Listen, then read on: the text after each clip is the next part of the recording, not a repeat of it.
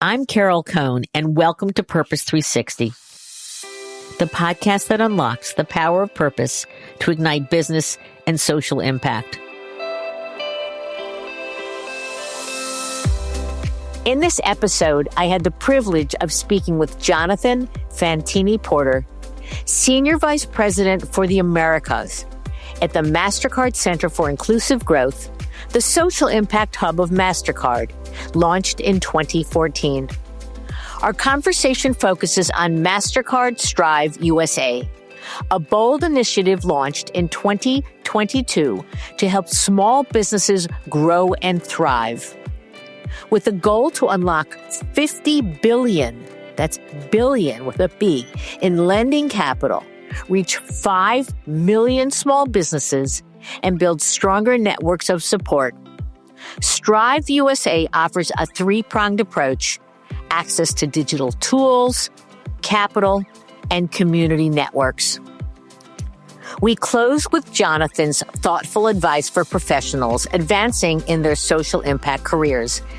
This is such a rich and inspiring conversation you won't want to miss. So let's get started. So welcome to the show, Jonathan. Carol, thanks so much. Really looking forward to this conversation and so grateful for all the work you do and spreading this very powerful message. Really looking forward to the conversation. Well, thank you. So I always like to start out with a little bit of background, and your background is very interesting. And also, what is your personal purpose? It's a great question and an apt question. You know, I think the two chapters of this career before joining Mastercard 2.90 days ago, really two areas. So I was in national security early on. That was at the White House, at Homeland Security, and across that world. Then in economic development and financial services. And so most recently running a development and trade partnership that was formed by the World Bank and the White House and Fortune 100s, and then advising financial institutions and governments on economic growth strategies at McKinsey. So a span of starting off really in that security space, and then seeing the long-term opportunity when we think about how we build resilience and growth. So a shift into development and economic policy and financial services. Those are really the two chapters. But I think between both of those chapters, there was the same underlying purpose. And that's really, I'd say, building high-performing teams that together are creating pathways to whether it be prosperity or opportunity or security in the lives and communities of others. And I think that's really the core driver there, that building high-performing teams that create those pathways to prosperity and opportunity. So you somehow connected with Mastercard. You're doing some amazing work other places. So why did you make the jump? It's a great question. And it ties to purpose, right? So the Mastercard Center for Inclusive Growth is the philanthropic arm of Mastercard. And it's really focused on how we leverage the company's data and technology and venture philanthropy expertise across the board to deliver strategic growth. And it's strategic growth through partnerships with financial institutions, with fintechs, digital partners, foundations. You can go down the list, multilateral institutions, governments. But we're really focused on three core areas: financial security and health, small business resilience and growth, and then ensuring access to emerging technologies, whether that's AI or blockchain or equivalent. That really is the foundation when we think about long-term economic growth for economies and communities. And so that ends up tying into that source of purpose for me, is of how you drive prosperity and opportunity at scale, really. And you think about the history of what we've done through Mastercard Impact Fund. We've invested $432 million in 186 organizations. I think it was 104 countries. We've put 55 or so million into developing impact data science and supporting that through thousands and thousands of practitioners. So it's an incredible platform for opportunity and impact. And it's really what drew me to Mastercard and the Center for Inclusive Growth. So one of my favorite recruiting questions, it is absolutely my favorite. And I always ask, what's the most important thing you've learned from your mother? What's the most important thing you learned from your father? Now, you probably have the most distinctive background of the over 200 guests I've ever had on the show. I'm so grateful to you for that question. It's foundational to my life, as our parents are foundational to all of our lives. My sense of purpose is grounded in their experience. And so for your listeners, my father was born in Argentina in the 50s, middle-class family, went to a military academy there in Córdoba, and his father was living in Buenos Aires. And then in the 70s, while he was in college, he's an engineering student, a civil war erupted in the country. You fast forward, 30,000 dead, many, many more imprisoned in torture centers and across the country. And so he was a political prisoner for 4 years. That included solitary confinement. He experienced torture nearly every day. So it was a horrendous experience. And meanwhile, my mother, Mary Evelyn Porter, from an entirely different world, Canadian-born, raised in the U.S., British father. She's pursuing her PhD at the University of Texas at Austin at the time. And she had joined an organization that had recently started, Amnesty International, in that period. And so she had this relentless energy that she was trying to find a purpose to place it to, somewhere to put that energy to, into that practical action. And so for 4 years, she waged this campaign that involved the State Department and other governments in trying to secure the release of this one man. And so 4 years later, July 1979, he was released as a result of her actions. And in fact, they met the day of his release at the prison where he was being held, where he was told by the guard to walk out and not to turn back. And 46 years later, we just celebrated the 46th year anniversary of his release, which he often refers to as his birthday. Oh, that's amazing. It was, and it's they didn't know each other at all before that, but it forged a bond between them, and it was the foundation in every way of my sense of purpose, my sense of reason for work and for energy. That I'd say an action, and this was my mother's experience, no matter how small, can have immeasurable impact on the lives of others and in a community or in a society. And he endured some pretty unimaginable brutality. And even in those most trying moments, frankly, he dug deep. He found the willpower to be kind, to be brave.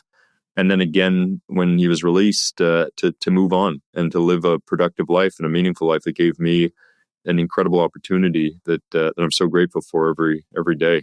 I mean, really putting it to positive impact, which is extraordinary. So why don't we shift a bit to the Mastercard Center for Inclusive Growth?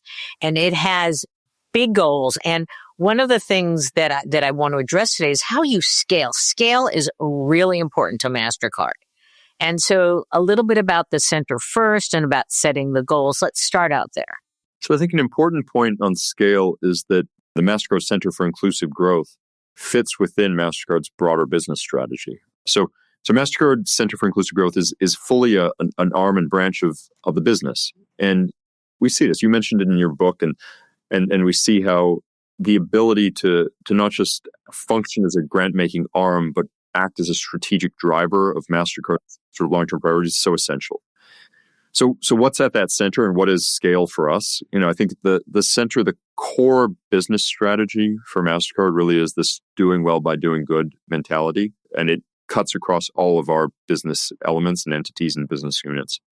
And so we help advance really that dual purpose of a company that's in the global payments and in the commercial space, that's simultaneously helping to drive sustainable economic and inclusive growth, financial inclusion around the world.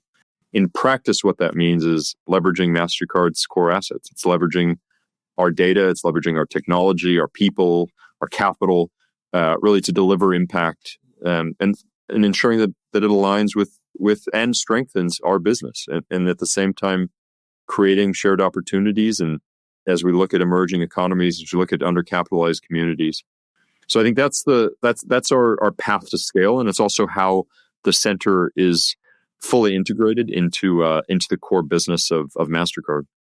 And you set a goal of I guess, investing $1 billion into the digital economy with various partnerships. And so do you want to talk a little bit about setting the goal?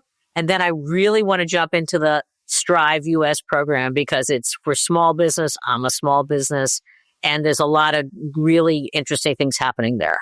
So, the Center for Inclusive Growth, there's a number of elements to what that means for us. There's financial inclusion and financial security and financial health at the individual level.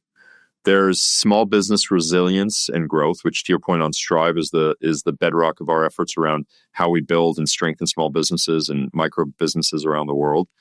And I think it's a statement of an indication of the power of an entity of this sort, but it's also an indication of the quality of the people behind it. Because fast forward, 10 years later, we are just about at 960 million as of 2024. That is a remarkable outcome, right? 960 million lives who have been brought into the formal financial economy. What does that mean? Financial inclusion means access. So it means individuals, it means businesses accessing affordable and appropriate financial services, bank accounts, payment tools, etc. And it also means, when you think about outcomes, inclusive growth. Because that distinction between financial inclusion and inclusive growth, the inclusive growth piece is the outcome. And it's referring to that economic growth that's broad-based, that's equitable, sustainable, and it's benefiting really all segments of society, whether it be education or tech and employment growth in that. And so that's why Mastercard really committed to bringing 1 billion people into the digital economy back in 2014, and why we are now at 960 million as of 2024, very confidently moving toward hitting our goal of 1 billion by the end of 2025.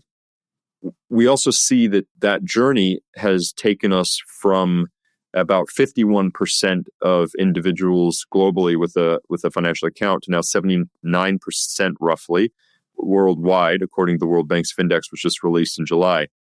Let's talk about small business and Strive USA, which is for small business. Why did you focus on that here? And then I'd love to hear a little bit of its components, and then a favorite story or two of the impact you've made. So Mastercard Strive was born out of recognizing that while that opportunity exists for small businesses, there are also some fundamental challenges when we think about small businesses. We think about the fact that nearly half of small businesses fail within the first 5 years. So capital access is hugely challenging for small businesses. We know that skills and the ability to scale is a big challenge when we think about know-how and networks, and that about 80% of small businesses still depend on word of mouth as their primary marketing channel, right? So there are a couple areas around data access, around capital access, around networks and know-how, where we saw a clear challenge around this sector of small businesses that are the engines of growth for economies, to really boost up and to help support their resilience and growth. And so what have we done at the center, and what does Strive USA aim to do? It really gets to those core challenges. It's about going digital, it's about getting capital, it's about growing networks and know-how. So from a digital perspective, we're connecting community lenders to essential digital tools that are really eliminating bottlenecks and enable access to lending and investments at a greater scale. We're, from a capital perspective, supporting financial institutions, local banks, minority depository institutions, credit unions, and we're making it easier for small businesses to get the funding they need. That's the real zoom out, right? We have unlocked a level of capital that, frankly, is unprecedented, I think, in this space. $46 billion in the last 3 years, funding innovation in fintechs, partnerships with CDFIs, and then in growing networks and know-how. We bring together local and national partnerships to connect small businesses with expert organizations, so that when you're thinking about that example of small businesses being challenged to figure out what the right marketing channel is, it's getting them into the relationships and the networks to be able to scale that growth and to achieve the ambitions that they have in so many ways. Now, I'm curious about, considering rural America is really getting hit hard. Yeah. I saw you have one with Rural Lisk. And so love to hear that story, because trying to regenerate those economies so they don't just lose everything is, I think, really important to the soul of the country. We follow a business to business model. So we're finding those partners that are able to deliver impact at scale and delivering resources, data, networks, et cetera, to those aggregate partners that can reach the level of scale that I mentioned of unlocking, for example, $46 billion in capital for small businesses. And so when you think about a rural small business, their access to capital is frequently very, very challenged, right? They don't have traditional pathways. They don't have large access networks and that. And so how do we find the partners that are able to create alternative and unique and sources of capital for them? And Acciona is one of them. Nest is another. We have partnerships where we're helping small business owners get online and access new digital tools and get into spaces where they otherwise haven't been at the moment. I think about one story, and it relates to this pathway to how you digitize. There was an entrepreneur in Atlanta. She'd been selling handmade hair care products out of her car and at pop-ups for years and years. Loyal customer base, great product. Then you had the pandemic hit. And so, not surprisingly, her business stalled. She didn't have a website. She didn't have accept any source of digital payments. She didn't know how to access capital. And so through Strive's USA program, Keisha got connected with a local nonprofit partner. She then received one-on-one coaching that helped launch an online store, training on digital tools, even a grant to help get started for that. And for the first time, she had both a digital footprint and a plan for growth. And then you fast forward 6 months later from that, she wasn't just back in business. She was now fulfilling orders nationwide. She'd landed a retail partnership with a local beauty store. So I think what Strive did was Strive helped her get access to capital. It helped her get access to digital skills. And that really changed everything, right? It's an example of how we think about inclusive growth working when you meet entrepreneurs where they are. That was a great story. And I really wanted one like that. Talk about these small businesses a bit. Because what size are they? Are they 5 people? Are they under 1 million? I mean, let's have a sense of this, because I don't think you're saying you have to start out at $100,000 or $1 million in revenue. No, not at all. Yeah, the in the U.S., Strive so far, just in a sense of scale and what we've reached 1.8 million small businesses, as I mentioned. We've deployed about $46 billion in loan capital now via our products and services. We've engaged 772 community lenders and business support organizations. A lot. But I think to your point, beyond the numbers, what's really interesting here is the human impact, right? And the broader economic impact. So we hear stories from our grantees about individual business owners whose lives we've touched. And for example, we hear about business owners who've been supported through Mastercard Strive grant, whose child will be the first in their family to attend college. Or we find that a beloved local business that has been in business for multiple generations of a family has now grown. And so, I think about examples like Accessity, which is it's a CDFI that was launched as a new AI-powered tool, SmartLend. And what they do is they make their lending model more efficient and strengthens their relationship with clients so that you're able to identify potential applicants for funding that otherwise larger financial and traditional financial institutions may just have to overlook, right? Accessity is not at all a large business. It's not a medium-sized business. It's a small business, and it's an entity that's really focused on how you deliver impact from the ground up. Let's talk about AI. Now, you just had this AI innovation challenge, and you had 500, and I listened to that podcast. It was amazing. You had over 500 entries around the globe. And, your guests were talking from Mastercard, were talking about, well, these are the trends we're seeing. These are the type of ideas we're seeing. Were you involved in that, or is that a different group in the center? But it sounded fascinating.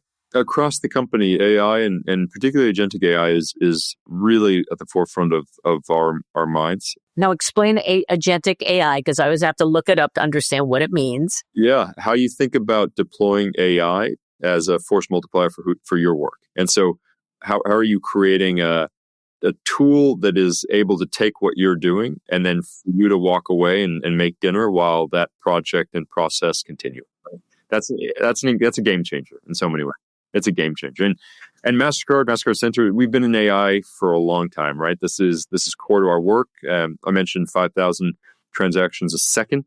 We're making decisions on those transactions in hyper speed, and AI and tech is so foundational to that. So, we have the data, we have the expertise to use it to help modernize global payments and to integrate digital assets into global commerce while protecting customers and partners, really. So that's so foundational to our leveraging of AI.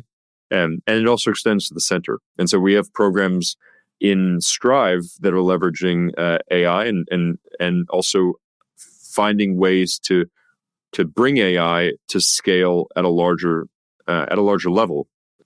It's how do you connect small businesses with the support they need? So where are the platforms to bring together organizations with partnerships that are most beneficial to their growth and resilience? And how do you, of course, help small businesses streamline their operations? We're also, I think about one organization, one of our great partners in LA, Think Watts, is building AI powered tools, and we've been a funder and a partner of Think Watts and their CEO and their founder Styx, who's this incredible individual who's bringing a level of opportunity to Watts, one of the most challenged and statistically dangerous locations in the world. Really identifying that pain, but also identifying opportunities to opportunity and growth.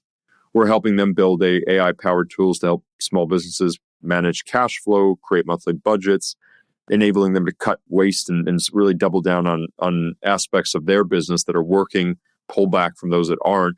So it's identifying where there are opportunities and how to get to that opportunity for growth in a context like Watts, and a partner like Think Watts and Styx is such a foundational partner and foundation to that growth in that community. Unfortunately, we have to kind of close this, but I wanted to ask you the question of, there are many early stage careerists, professionals who say, wow, Jonathan's had an amazing background. What a job he has now. I want that job someday. What advice do you give? Let's just talk about early stage careerists who are very interested in the intersection of big business, global business, small business, technology. I want Jonathan's job in 10 years. I think when I zoom out, you started this conversation off with purpose and understanding how our family and our parents drive us. And so I think the first piece really starts with ourselves, right?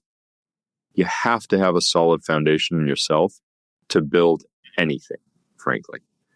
So that starts in a lot of ways with doing the personal work that allows you to then carry kindness, that allows you to be able to overcome fear and anger, to share credit.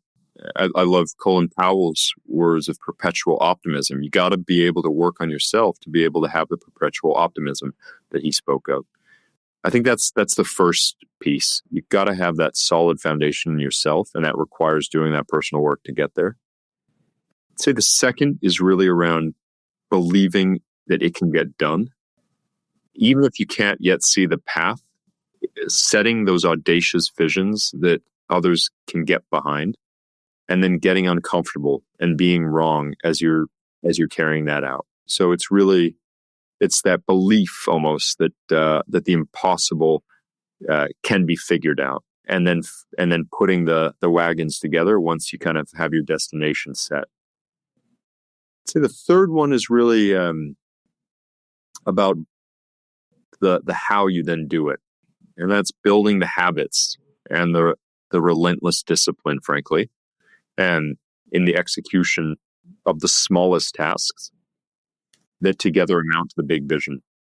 And that's where I think about the question you asked about my parents, my mother. I think about going back to that. the smallest task that she took every day amounted to saving this person's life, and that the impact of that is multiplied so many factors over. So it's that really. I think those three.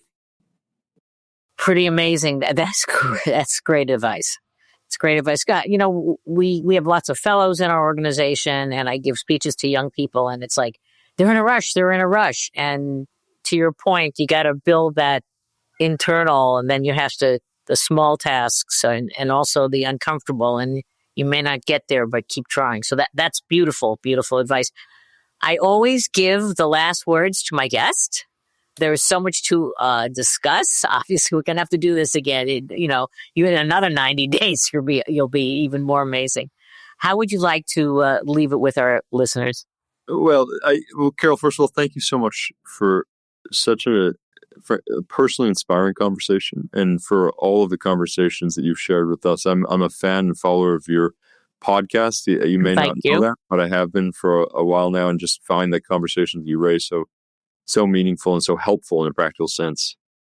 We spoke about Strive. We spoke about small businesses. And, in so many ways, a small business, as we mentioned, boils down to one person in so many cases, boils down to one family, boils down to dreams and hopes and fears.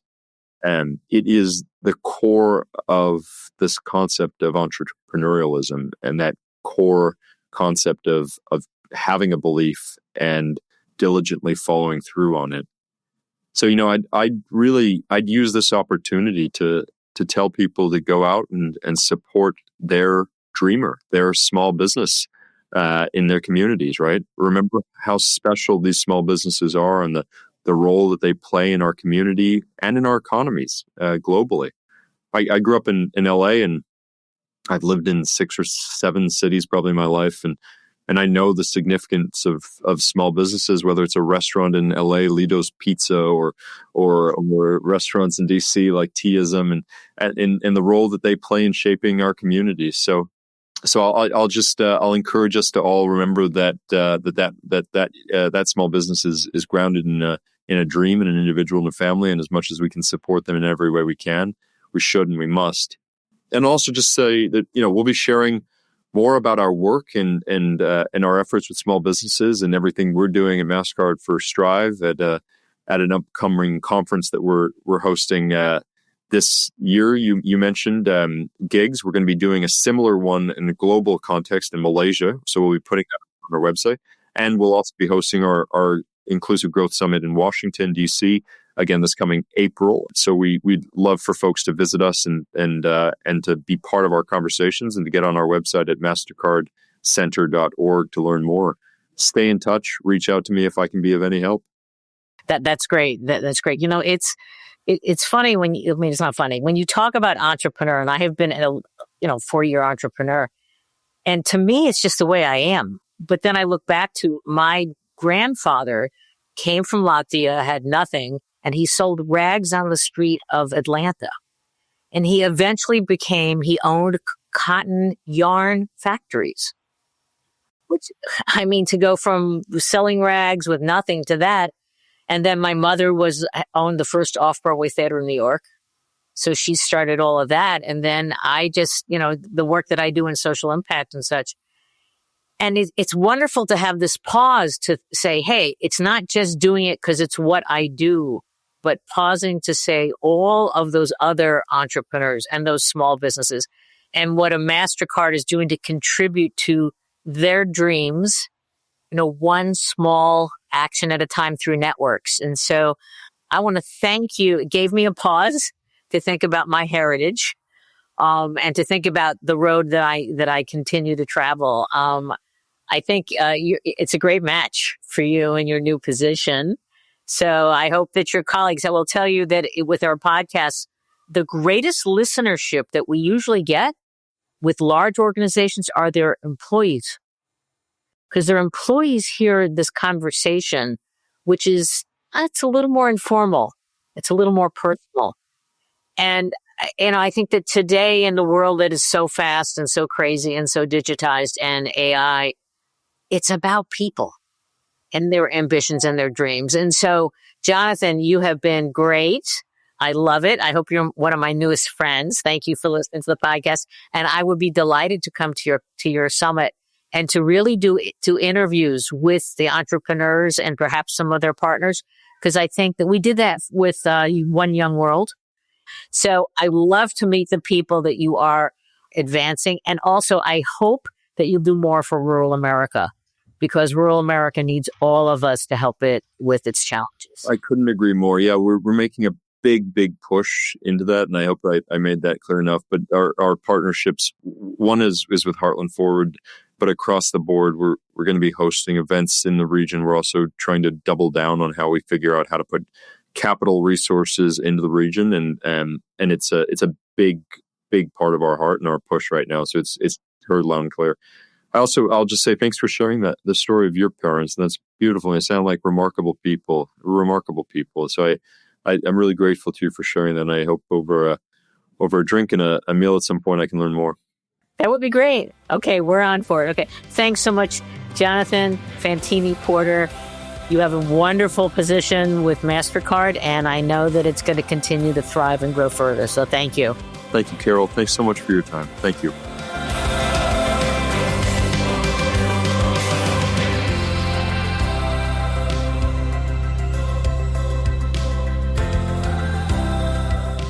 This podcast was brought to you by some amazing people, and I'd love to thank them. Ann Hundertmark and Kristen Kenny at Carol Cohn on Purpose, Pete Wright and Andy Nelson, our crack production team at True Story FM, and you, our listener. Please rate and rank us, because we really want to be as high as possible as one of the top business podcasts available, so that we can continue exploring together the importance and the activation of authentic purpose. Thanks so much for listening.